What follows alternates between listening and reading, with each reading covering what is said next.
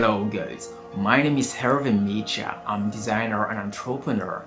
Today is a pleasure for me to start by these different tutorials to help you to reach the next level. If you are interested by design skills and investment, you are in the good place because I'm here to help you to become better.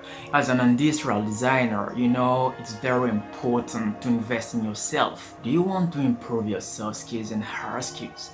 Do you want to become more confident, more consistent, and do you want to clarify yourself?